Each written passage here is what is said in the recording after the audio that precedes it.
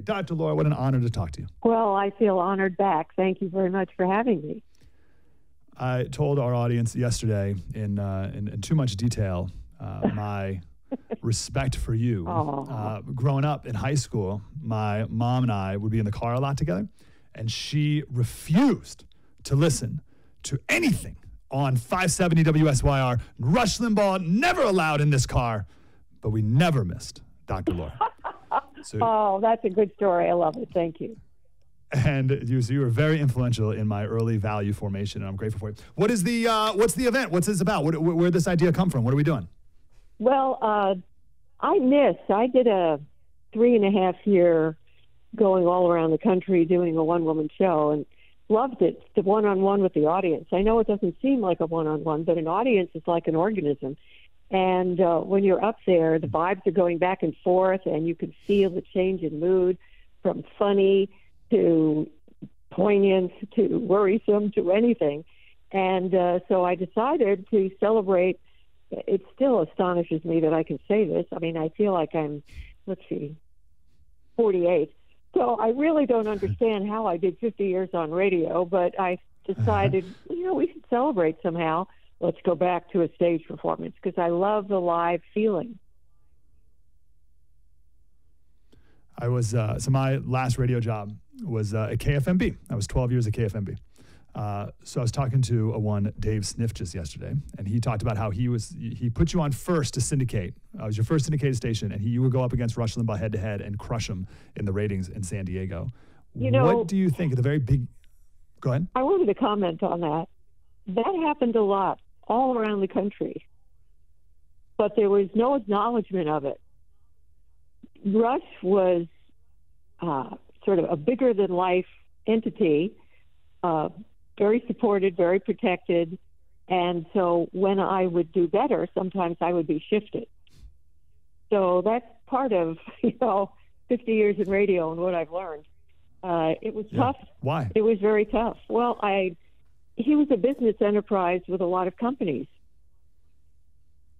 They benefited from him being and doing what he did. And it was a lot of politics.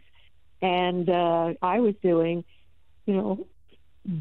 values, principles, morals, stuff like that. So that didn't compete with the machine that has to be behind you. But yes. I felt very bad when he got ill and passed.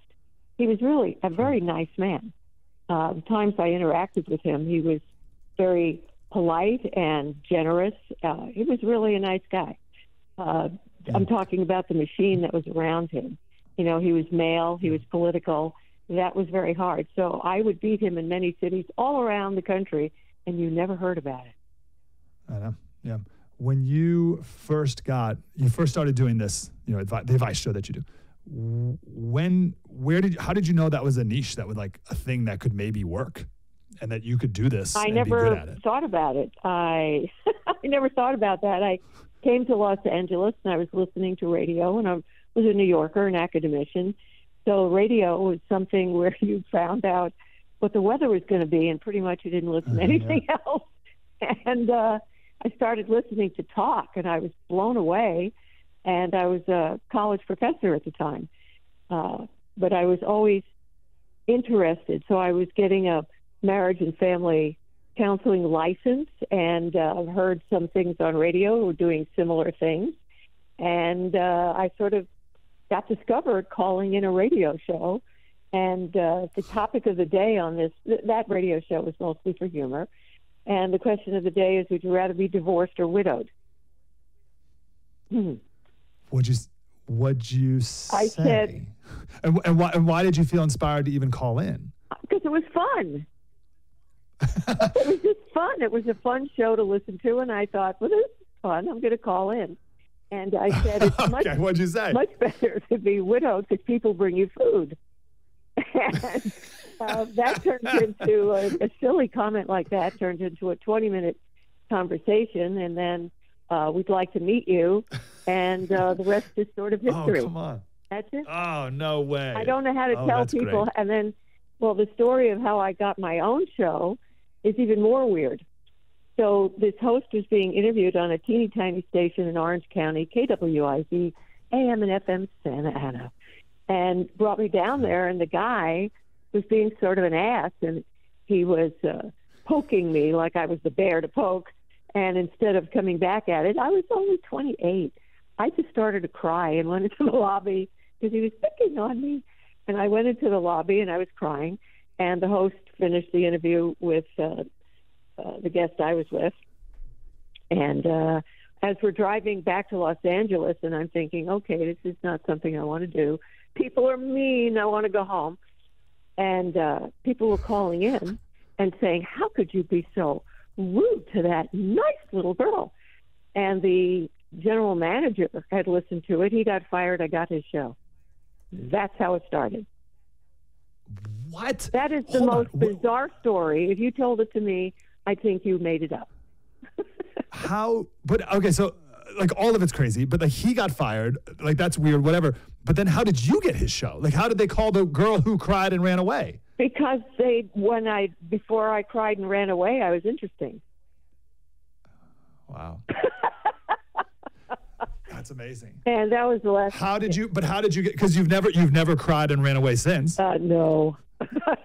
So what changed? What changed in you? What changed in you? You find your core somehow. You just find your core and you embrace it. And I decided, I believe in what I'm saying. I believe in what I'm doing. And I'm not going to be bullied again. The times I I'm a catch badass myself. girly girl. I ride a Harley, but, I'm very feminine little thing. So I'm just a mixture of strange characteristics. The times I catch myself cracking up out loud. We played a clip of you earlier. You were talking to some woman whose her friend had an abortion and rubbed it in her face, and she didn't know whether or not she should leave this friend or whatever. And we played a clip of that just to get excited about you coming on the show, as if people needed to get more excited. But it was a funny clip, and I busted out laughing a couple times, and I realized I laugh out loud when you are most bold. Yeah, but I can see that.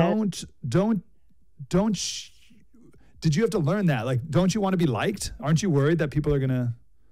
I appreciate you asking me that question. Of course, in the beginning, I'm a human being, and we're gregarious creatures. We need to be accepted by groups. That's why people join groups, whether it's a card group or a motorcycle group, whatever. People need that. You have that in your personal life. But on the air, I felt very committed to the point of what I was there, and that's to help people be and do better and understand that morality, principles, and ethics are actually protective and not just an annoyance. And I really wanted to help people. So being liked was an issue of my personal life.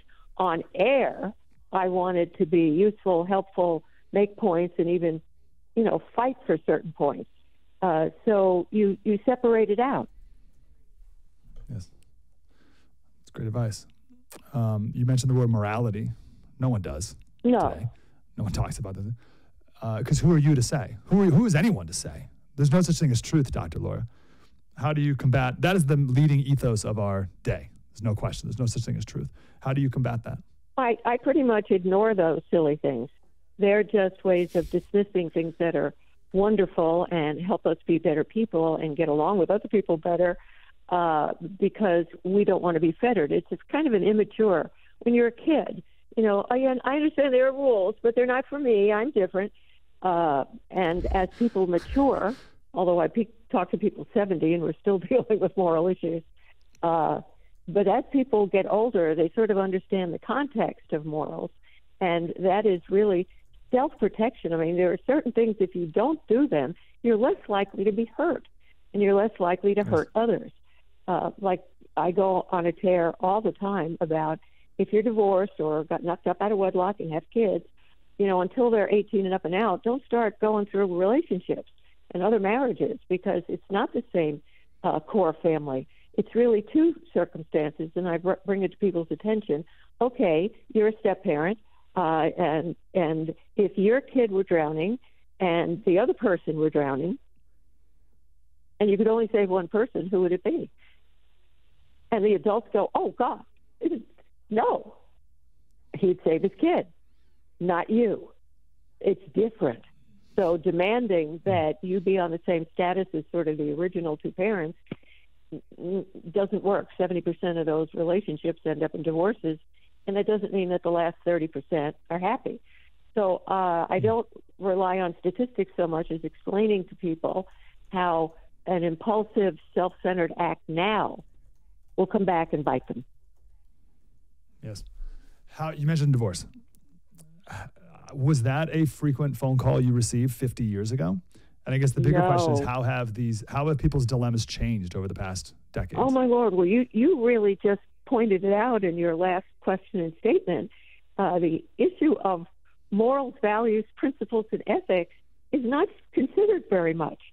So people are getting into all kinds of problems because I'll say to them, well, gosh darn, you had to know that was, yeah, I know, but it felt so good at the time. And that so across the board, it isn't just divorce. It's people are just not seeing that certain things are more sacred and beautiful and not so much, and wise to do and not wise to do, because we've sort of developed an ethos that if it feels good, it's okay, if it's really what you want.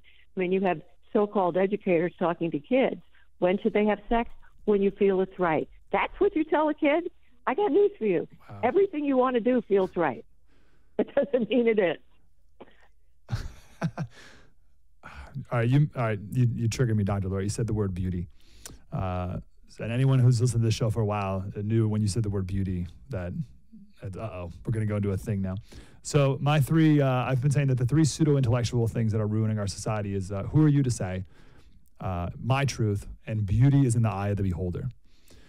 Do you think about beauty a lot and the importance of it in our life and in your life? I think about goodness more, and I teach people about goodness. When somebody is beautiful and cruel, you don't see them as beautiful anymore. If somebody is plain and they're just so good and loving and enjoying life and being helpful to others and working hard, you see them as beautiful. So if you think about it, that's a truth.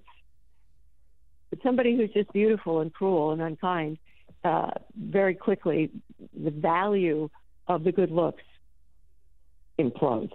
Yeah.